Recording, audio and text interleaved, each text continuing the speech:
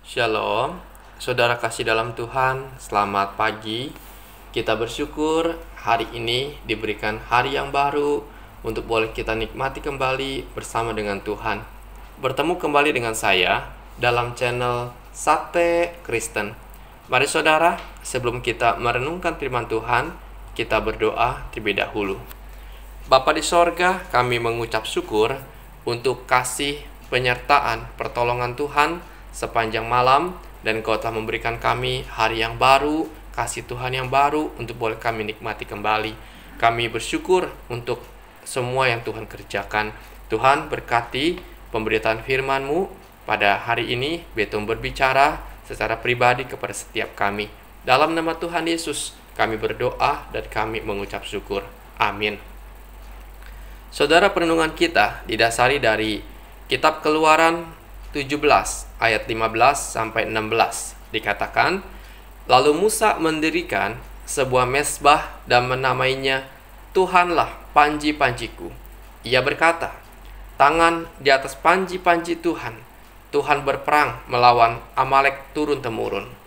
Saudara, tema kita hari ini ialah menang karena pertolongan Tuhan.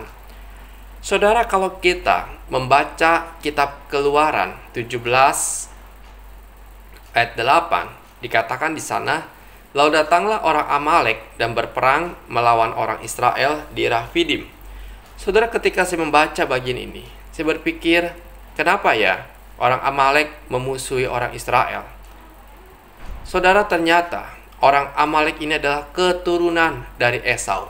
Kita tahu bahwa Abraham memiliki anak yaitu Ishak, dan Ishak memiliki dua anak yaitu Esau dan Yakub. Dan kalau kita membaca kitab Kejadian, maka kita mengetahui bahwa Yakub pernah menipu Esau dengan mencuri hak kesulungan milik Esau dengan berpura-pura menjadi Esau pada waktu itu. Saudara, karena itu keturunan daripada Esau ini sangat membenci orang Israel. Kenapa? Karena Israel adalah keturunan daripada Yakub. Jadi sebenarnya saudara, mereka adalah saudara. Tetapi orang Amalek sangat membenci dan tidak bisa memaafkan orang-orang Israel ini. Karena itu mereka berniat untuk menghancurkan dan membunuh orang-orang Israel. Saudara, ketika orang Amalek datang dan berperang melawan mereka, orang Israel sebenarnya takut. Kenapa? Karena mereka tidak punya pengalaman berperang. Mereka hanya budak di Mesir selama 430 tahun. Mereka rakyat biasa dan tidak pernah berlatih untuk berperang. Saudara, kita tahu siapa itu tentara. Mereka badannya bagus-bagus, tegak, gagah. Karena apa? Karena mereka setiap hari latihan dengan keras dan mereka tidak takut mati. Karena itu, ketika diperhadapkan melawan orang-orang Amalek, mereka gentar. Mereka takut. Karena itu Musa sebagai pemimpin berkata kepada Yosua, pilihlah orang-orang bagi kita, dan kamu pimpinlah mereka berperang. Saudara, Musa kemana? Musa bukannya takut, tapi Musa, Harun, dan Hur berdiri di puncak bukit dengan memegang tongkat Allah. Dan Musa berdoa, memohon pertolongan daripada Tuhan. Saudara, yang menarik ialah apabila Musa mengangkat tangannya, maka lebih kuatlah orang Israel. Tetapi apabila Musa menurunkan tangannya, maka lebih kuatlah orang Amalek. Maka kelama-lamaan pegellah juga tangan Musa, karena mereka berperang seharian. Tidak ada waktu untuk istirahat atau snack terlebih dahulu. Lalu Harun dan Hur mengambil sebuah batu, diletakkannya di bawahnya, supaya duduk di atasnya. Harun dan Hur menopang kedua tangan Musa, seorang di sisi yang satu dan seorang di sisi yang lain, sehingga tangannya tidak bergerak sampai matahari terbenam.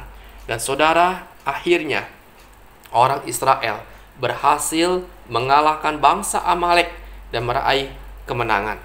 Saudara kasih dalam Tuhan, melalui bagian ini, sebenarnya siapakah yang mengalahkan orang Amalek?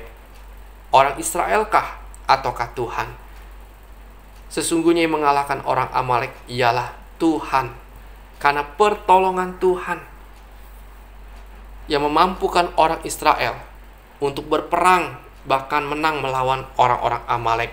Karena itu di ayat 15 dan 16 dalam ayat emas kita dikatakan, lalu Musa mendirikan sebuah mezbah dan menamainya, Tuhanlah panji-panjiku. Tangan di atas panji-panji Tuhan, di mana Tuhan berperang melawan Amalek turun-temurun. Saudara, sesungguhnya yang memberi kemenangan kepada Yosua dan orang Israel dan mengalahkan orang Amalek adalah Tuhan sendiri. Kita melihat orang Amalek adalah orang yang suka berperang. Mereka kuat, tapi orang Israel itu lemah. Tetapi mereka bisa berhasil karena Tuhan yang menolong mereka. Tetapi saudara, tidak hanya cukup hanya berdoa. Mereka pun harus berperang menghadapi orang-orang Amalek pada waktu itu. Artinya apa? Orang Israel tidak hanya bisa duduk diam, hanya menunggu, tapi mereka juga berperang menghadapi orang Amalek. Saudara, ini juga yang terjadi ketika kita melihat Daud. Ketika mereka berperang melawan Goliat yang tinggi besar. Daud masih muda, tak punya pengalaman perang, badannya kecil. Sedangkan Goliat tinggi besar, badannya gagah, pedangnya panjang dan tajam. Sedangkan Daud senjatanya hanya ketapel. Tapi Daud berani dan berhasil mengalahkan Goliat karena Daud mengandalkan Tuhan. Ia berkata, kamu datang dengan tombak dan pedang, tapi aku datang dalam nama Tuhan yang menciptakan langit dan bumi. Artinya Daud berhasil mengalahkan Goliat karena pertolongan Tuhan. Saudara, di dalam kehidupan kita banyak kesulitan yang kita alami, banyak pergumulan, banyak tantangan. Tentu kita gentar menghadapi semua itu karena kita begitu lemah. Tetapi saudara, ada Tuhan bersama dengan kita. Itulah yang harus kita sadari. Mintalah pertolongan Tuhan, bersandarlah kepada Tuhan, dan percaya kepada Tuhan.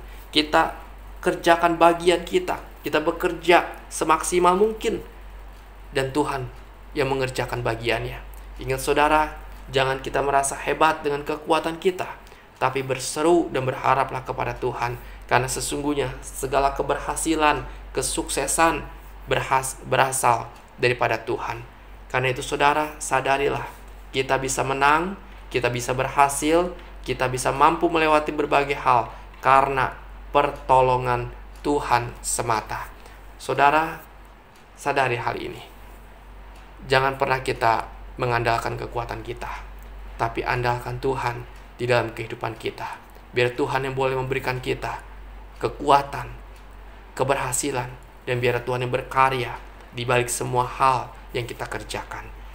Kiranya renungan ini boleh memberkati saudara sekalian. Amin.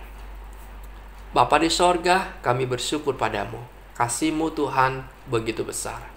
Terima kasih kami memiliki Allah seperti Engkau. Allah yang besar, Allah yang berkuasa, Allah yang hidup, yang tidak pernah meninggalkan kami.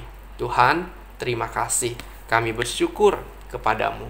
Pimpinlah Tuhan hari ini kehidupan kami dari pagi hingga malam nanti. Tuhan memegang tangan kami erat-erat setiap hal yang kami kerjakan. Tuhan sertailah dan berikan kami pertolongan-Mu.